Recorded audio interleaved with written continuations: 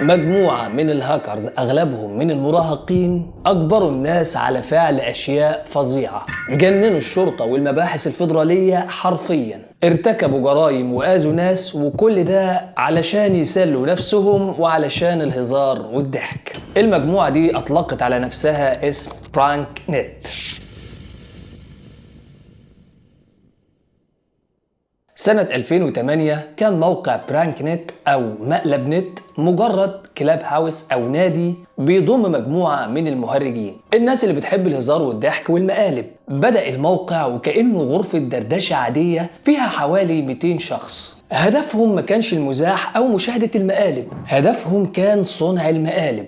ولكن مشكلتهم إنهم مجموعة من الشباب قاعدين ورا شاشات الكمبيوتر، بس هم كانوا عايزين يحتكوا بالناس ويعملوا مقالب، وعلشان كده ابتكروا حل شيطاني. المجموعة دي استخدمت شيء متاح للجميع وهو التليفون. من خلال التليفون يقدروا يستهدفوا أي شخص في العالم ويخدعوه ويضحكوا عليه. ولكن الموضوع ده ما اقتصرش عندهم على كده، المجموعة دي كانت بتسجل كل اللي بيحصل. في الغالب بيكون التسجيل صوتي، وفي بعض الأحيان بيكون صوت وصورة. بعد كده بينشروا اللي سجلوه ده على الانترنت علشان يضحكوا ويضحكوا الناس معاهم. المهم ان المجموعة دي ظبطوا الموقع وعملوا شعار بيدل على محتواه، وفي سنة 2009 كانوا جاهزين تماما لتنفيذ اول مقلب. في فندق بيست ويسترن في ولاية بنسلفانيا كل شيء كان طبيعي وهادي، الجست او الضيوف في اوضهم نايمين ومفيش اي مشكلة. ولكن في لحظة معينة رن الهاتف في الغرفة رقم 306، والجست أو النزيل اللي في الأوضة رفع سماعة التليفون ورد، وعلى الناحية التانية جاله صوت لشخص جاد جدا وفي منتهى اللباقة، وقال له إن اسمه جوناثان ديفيز من الاستقبال أو ريسبشن بتاع الفندق. جوناثان قال له إن عنده أخبار سيئة، وبصراحة كده في تسرب في الغاز في جميع أنحاء الفندق، وأنا مش عايزك تقلق بس فعلا الأمر خطير. وقال له كمان إن كتير من الجست اللي في الفندق بدأوا يفقدوا وعيهم، بس كويس إن احنا وصلنا لك في الوقت المناسب، وأنا عايزك تعمل 3 حاجات. أول حاجة اقفل كل شيء في الغرفة، الأبواب والشبابيك والكهرباء والغاز، كل شيء. تاني حاجة عايزك تجيب فوط وتبللها بالمية وتحطها تحت عقب الباب، وده علشان تمنع تسرب غاز أول أكسيد الكربون للأوضة. النزيل ده كان معاه على التليفون وكان بينفذ تعليماته كلها بمنتهى الدقة وبمنتهى الرعب. وضع طبيعي طبعا، طالما دخلت الدايرة وصدقت ان حياتك على المحك يبقى طبيعي تعمل اي حاجة علشان تنقذ حياتك. وهنا بعد ما الزبون استوى وخلاص اصبح منساق لكل التعليمات اللي بتجيله ولاغي عقله تماما، الشخص ده طلب منه انه يكسر الجدران الزجاجية او الشبابيك الزجاجية المغلقة بتاعة الغرفة، واللي كان حجمها كبير الى حد ما. وهنا الجست ده سأله: انت بتتكلم جد؟ انت متأكد من اللي انت بتقوله؟ وكان الرد بمنتهى الحزم: ايوه، اكسر الزجاج بسرعة، الهواء لازم يدخل لك بأكبر قدر ممكن. وقصاد هذه اللهجة الحازمة الصارمة الضيف طلع يجري، جاب كرسي وكسر الإزاز بتاع النافذة ودخل الهواء بالفعل. وهنا المتصل ده قال له إن في شيء أخير لازم تعمله فورا، التلفزيون اللي في الغرفة ممكن ينفجر في أي وقت بسبب تسرب الغاز ده، ولو الغاز دخل الغرفة بكمية كبيرة والتلفزيون شغال ممكن يفجر لك الغرفة كلها، فعلشان كده لازم تكسر التلفزيون ده حالا وتخليه فتافيت. الجست ده في وسط توتره حاول فعلا انه يكسر التلفزيون لقطع صغيرة ولكنه ما قدرش. ولما لجأ للمتصل ده مرة تانية قال له: مستني ايه؟ ارمي التلفزيون من الشباك فورا، الشباك اللي انت كسرته. وامتثل الجست للامر ده فعلا ورمى التلفزيون من الشباك. نزل التلفزيون على الرصيف ولحسن الحظ محدش جراله حاجة. في الوقت ده الضيف كان بيرتجف اعتقادا منه بان حياته كانت على المحك فعلا، وانه بكده على الارجح انقذ حياته. وطبعا الكلام ده كله كان متسجل بالصوت وتم عرضه على الموقع، لان المتصل ده لم يكن سوى احد اعضاء موقع برانك نت. واللي حصل ده سبب اضرار تقدر بالاف الدولارات. والمشكلة في الفندق ان ده مش في الغرفة رقم 306 بس، معظم نزلاء الفندق تلقوا مثل هذه المكالمات وعدد مش قليل منهم سمع الكلام وحطم التلفزيون والنوافذ وكل اللي قدروا عليه، او يعني كل اللي خدوا بيه تعليمات. عمال الفندق ما صدقوش كم التدمير، اتصلوا على الشرطة اللي بدورها ما قدرتش تعمل اي حاجة في الوقت اللي كان فيه رواد موقع برانك نت بيسمعوا التسجيلات وبيبعتوها على الموقع وبيضحكوا وفرحانين بالانجاز اللي عملوه. ولكن ده كان مجرد البداية، لان الخدعة اللي بعد كده كانت صعبة جدا سواء في وقعها او في سردها.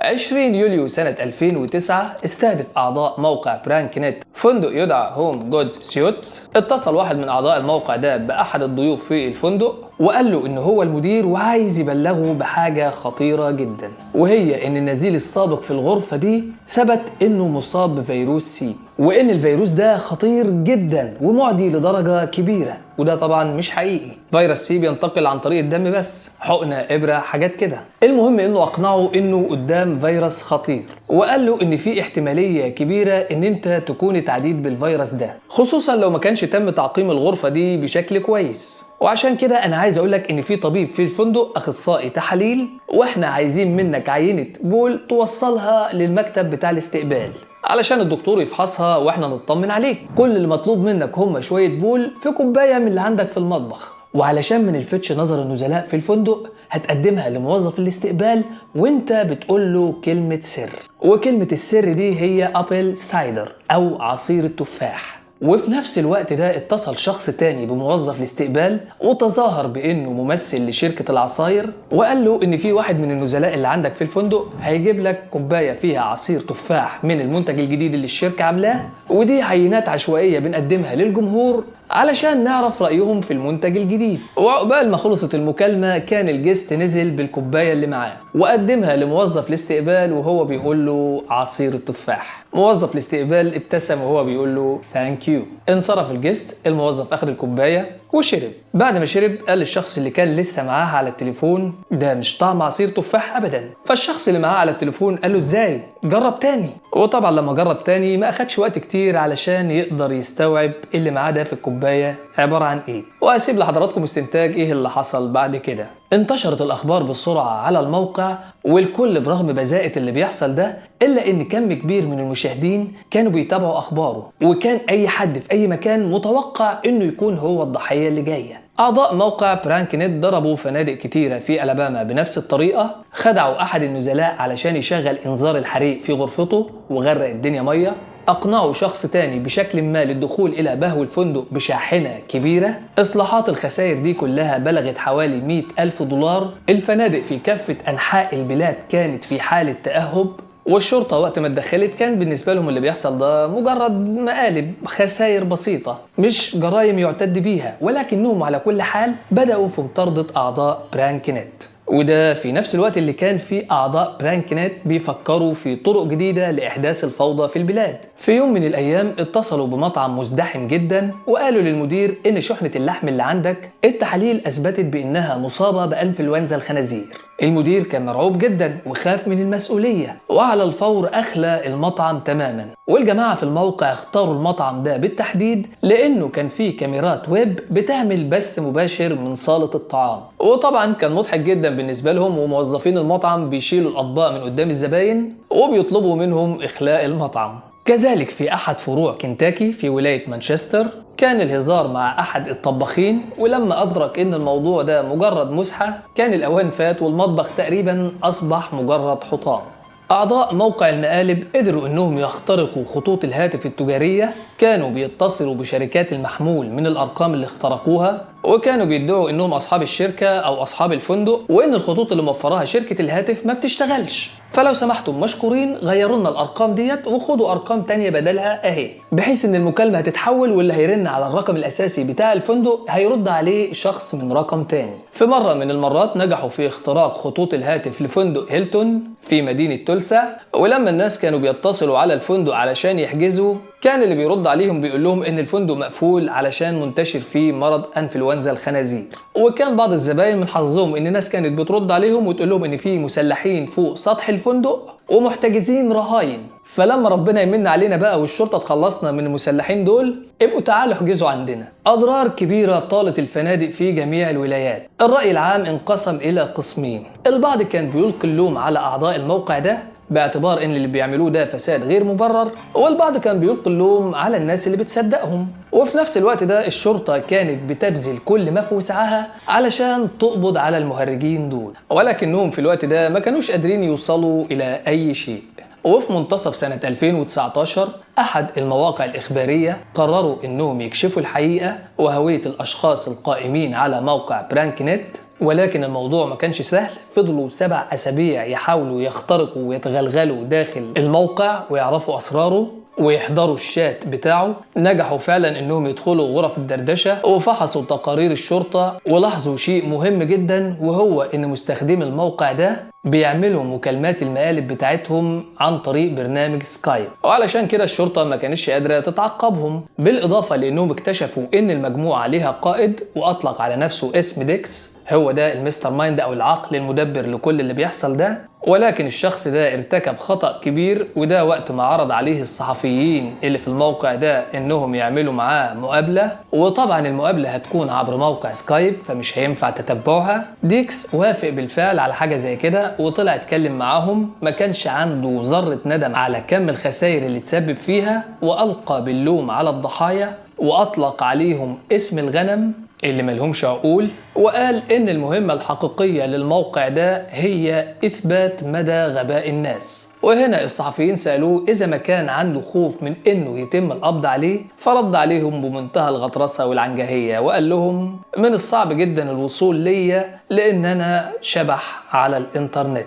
وفي وسط الغطرسة دي الصحفيين كانوا محضرين ليه فخ، أرسلوا ليه رابط خاص لإحدى المقالات بتاعتهم. الرابط ده كان متهكر، وبمجرد ما ضغط عليه ديكس اتكشف ليهم عنوان الاي بي الخاص بيه وموقعه، وعرفوا انه كان في كندا مش في الولايات المتحدة الامريكية. وبسرعة ركب 2 من المراسلين الصحفيين الطيارة ووصلوا للمكان اللي حددوا الاي بي، المكان اللي بيسكن فيه ديكس، وفضلوا يراقبوا المنزل بتاعه. بدأوا يجمعوا تحريات عنه، وهناك عرفوا ان ديكس اسمه الحقيقي هو طارق مالك، شاب عنده 25 سنة عايش مع والدته، ما بيشتغلش ولا ليه أصدقاء. لموا المعلومات دي ونشروها في أغسطس سنة 2009، اسم ديكس وقصته وصورته وعنوانه. ومن خلال اختراق ديكس كشفوا هوية بعض الأشخاص اللي موجودين معاه في الشبكة. انتشر الخبر على نطاق واسع، وبدأت محطات الأخبار والصحفيين يتجمعوا حوالين بيت طارق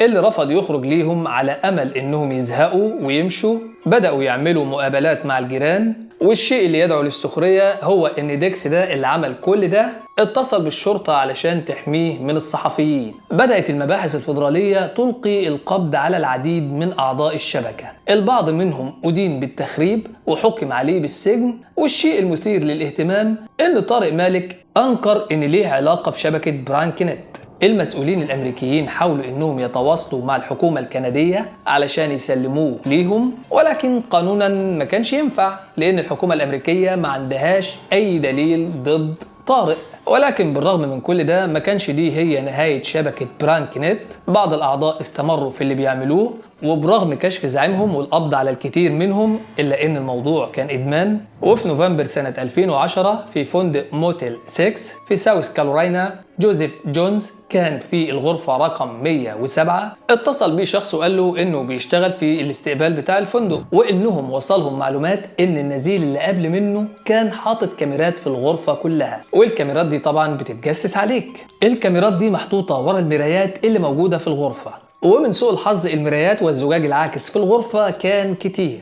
جوزيف مسك مفتاح انجليزي وبدأ يدمر كل المرايات اللي في الغرفة.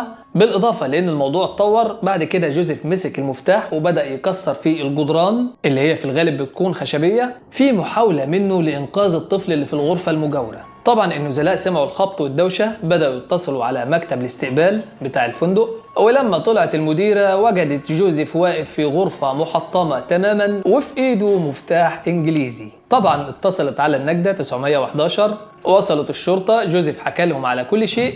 وفي اليوم ده بالتحديد الهجمات كلها كانت على سلسلة فنادق موتيل 6 في جميع أنحاء البلاد. وبالنسبة لجوزيف المديرة ما أخدتش منه ثمن الإصلاحات، ولكنها على كل حال طردته. الموقع على مر السنين بدأ نشاطه يقل بشكل تدريجي لحد ما توقف نشاطه تماما. بعض أعضاء الموقع قضوا فترة مش قليلة في السجن، والبعض الآخر كان بيستمتع بحياته. وبالنسبة لطارق مالك كان واحد من الأشخاص اللي لم يطولهم العقاب. الضحك جميل والهزار جميل، ولكن حدود حريتك بتنتهي عند حدود حرية الآخرين. مفيش أجمل من الضحكة اللي ما وراهاش خسائر. القناة لسه جديدة، تابعونا وشجعونا ودعمونا، اضغطوا لنا زر اللايك واشتركوا في القناة. سلام عليكم.